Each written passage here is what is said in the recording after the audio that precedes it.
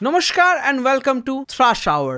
আজকের ভিডিওটা স্টার্ট করার আগে আমি ক্ষমা চেয়ে নিচ্ছি সবার কাছে, কারণ এই ভিডিওটা আসার কথা ছিল 14ই অগস্ট, বাট আসছে এতদিন পরে। সেটার অনেক কারণ আছে, ওই যেটা বলি বারবার যে হয়তো পরে কোনো একদিন সেগুলো ডিসকাস করব। তো আজকের ভিডিও হচ্ছে ওয়ার 2 নিয়ে। অসাধারণ একটা ফিল্ম, সবার দেখে আসা উচিত। কেন শুধু আমি কেন সাফার করব?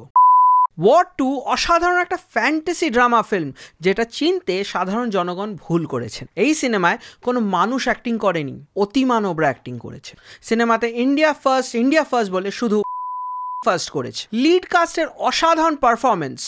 ঋত্বিক রোশনকে দেখে মনে হচ্ছে ল্যাকমি ফ্যাশন উইকে উনি র্যাম্প ওয়াক করছিলেন। মডেলদের মুখেও এত মডেলিংয়ের এক্সপ্রেশন থাকে না যতটা ওনার মুখে আছে। জুনিয়র এনটিআর, কারণ উনি বড় হয়ে গেছেন, পুরো চোষা আমের আঁটি হয়ে গেছেন। আর কি এক্সপ্রেশন, মনে হচ্ছিল যেন জোলাপ খেয়ে উনি সেটে এসেছিলেন। Kiara Advani was too good for this film. Ma'am, আপনি যতটা অ্যাক্টিং করেছিলেন তার 1%ও বাকিরা করেনি। You should have picked some other film. She was not looking like a wing commander and the bikini scene was completely unnecessary. বাকি সাপোর্টিং কাস্টের কথা যদি বলা হয় তাহলে ওরা পুরোপুরি cardboard cutout characters, highly predictable. সিনেমার প্লট জিওগ্রাফিক্যালি খুবই ডাইভার্স, কখনো Japan, Germany, Himalaya, Amsterdam, old Delhi. আমি তো ভাবছিলাম কখনো বোধহয় Mesopotamia, Egypt, Mohenjodaro, Atlantis, Mars, Jupiter এসবও কভার করে নেবে।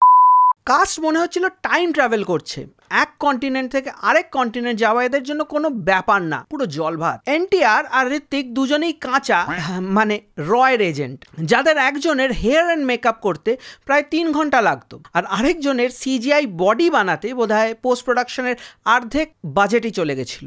এনটিআর 100% এফর্ট দিয়েছে অ্যাক্টিং না করায়। অ্যাকশন সেট পিসেস কিন্তু অসাধারণ। আকাশে ঝুলে ঝুলে আসছে, চুল অবধি নড়ছে না, কোনো হাওয়া নেই, বডি দুলছে না, স্টিলও নড়ে, এরা নড়ে না। উড়ন্ত প্লেনের ওপর দাঁড়িয়ে মারপিট করছে যেন মামাবাড়ির ছাদ। হামার এসে মিনির সামনে থেকে ঠুকলো, এয়ারব্যাগও ডিপ্লয় হলো না। ভাবছি মিনি কেনাটা ক্যান্সেল করে দিতে হবে। 15 বছর ফুটেজে দেখানো হচ্ছে যে ঋত্বিক আর কিয়ারাকে একই দেখতে ছিল, খালি জামাটা চেঞ্জ করা হয়েছিল। ডিএজিং বলে একটা প্রসেস হয়, ওটা বোধহয় অয়ন মুখার্জির জানা নেই। ক্লাইম্যাক্সটা অদ্ভুতভাবে সুপারম্যানের লেয়ারে শ্যুট করা হয়েছে বলে মনে হলো। 80% locations are CGI and green screen, যেগুলো পরিষ্কার বোঝা যাচ্ছে যে ভালোভাবে ব্লেন্ডিংও করা হয়নি। All the characters look superimposed and the movements don't even match the actions. The film looks completely unnatural. মনে হচ্ছিল পুরো একটা মাউন্টেন ডিউ বা থামস আপের অ্যাড দেখছি। The film defies all laws of physics. একটা গাড়ি সামনে আটকে রয়েছে, সেটাকে নিয়ে একটা ট্রেন ফুল স্পিডে এগিয়ে চলছে, আবার সেই গাড়িটাকেই একটা টানেলে ঢোকার মুখে ঠুকে দিল, এবং অদ্ভুত ব্যাপার, গাড়িটা ভেঙে গুড়িয়ে যাওয়ার বদলে ট্রেনটাই ব্লাস্ট হয়ে গেল। ফুল বরফের ওপর দিয়ে বাইক চলছে। ভাই, কোন কোম্পানির টায়ার আমাকেও একটু জানিও। একটা সিন আছে যেখানে ট্রেনের ওপর দিয়ে গাড়ি চলছে, মানে কিছু বলার নেই। পেটের ভেতর বম দিয়ে ব্লাস্ট করানোর একটা সিন রয়েছে, যেটা দেখে আপনার পুরোপুরি মনে হবে ডার্ক নাইট থেকে কপি করেছে। এবং আরেকটা সিন আছে যেখানে প্লেন থেকে প্লেনকে হাইজ্যাক করা হবে, সেটাও দ্য ডার্ক নাইট রাইজেসের একটা সিনের কপি লাগবে। প্রচুর সিনস মিশন ইম্পসিবল সিরিজ থেকেও ইন্সপায়ার্ড। এনটিআর আর ঋত্বিকের ডায়লগ এতটাই poor that it sounds completely artificial. পুরো সিনেমার গল্পের বেসিস হচ্ছে ছোটবেলায় ললিপপ কেড়ে নেওয়া। আমাদের দেশের এলিট ফোর্স র কে তারা খিল্লির পাত্র বানিয়ে দিয়েছে এই ফিল্মে। আর কালি ভাই আর নাম পেলি না। এই সিনেমায় সবাই রোগ হয়ে যাচ্ছে, মানে রোগ হওয়াটাই একটা রোগ, আবার ভালো হয়ে যাচ্ছে। মনে হচ্ছে অঞ্জন চৌধুরীর সিনেমা দেখছি। এই সিনেমার মরাল হলো যতই খুন করো 7 খুন মাফ। কয়েকটা বেকার গান আছে এই সিনেমায়, যেটা রাখা হয়েছে শুধুমাত্র সবার স্ক্রিন টাইম ব্যালেন্স করার জন্য। এবং এই সিনেমা একটা দারুণ কনসেপ্ট রয়েছে, সবাই সবার সাথে কমিউনিকেট করে যাচ্ছে easily, even if they are hiding and running from the law. একটা দারুণ সিন আছে যেখানে এনটিআর বোট চালাচ্ছে রেস ট্র্যাকের ওপর দিয়ে। এনটিআর ও ঋত্বিক দুজনেই মার্ডারার, অথচ এরাই নাকি আমাদের দেশের এলিট ফোর্স। এত যে খুন করলো ওগুলোর কিন্তু কোনো রিপারকাশনই হলো না। প্রচুর ব্যাক স্টোরি এই ফিল্মে, জোর করে কিয়ারা আর ঋত্বিকের পাস্ট লিঙ্ক করানো হয়েছে।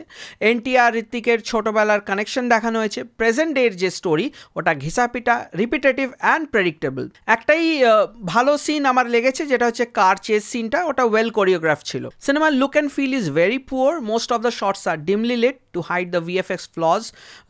জাপানে যে ফাইট সিনটা রয়েছে ওখানে আপনারা দেখবেন যে ফাইট চলছে এবং বাকি সবাই দাঁড়িয়ে রয়েছে instead of attacking. The BGM is kind of like a video game and very loud. প্লেনে এনটিআর দাঁড়িয়ে আছে যেন বাসের দরজায় ঝুলছে। সোমালি পাইরেটসদের ওপর যে অ্যাটাক করতে গেল ড্রোনে করে উড়ে, সেখানে ও নড়ছে অবধি না। এই সিনেমাতে কারুর কোনো চোট লাগে না, সবাই অতি মানব, যেটা আগেই বললাম। ব্রাস নাকলস দিয়ে হাতে মারছে, দেন নাকলসটা ভাঙলো না গুঁড়িয়ে গেল বোঝা গেল না, পরেই দেখা যাচ্ছে সেটা ঠিক হয়ে গেল।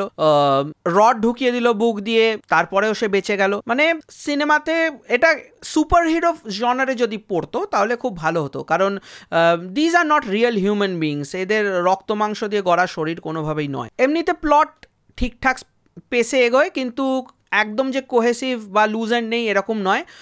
ঋত্বিকের একটা অ্যাডপ্টেড মেয়ে রয়েছে, যার একটা সিনের জন্যই হয়তো ইউজ করা হয়েছিল তাকে।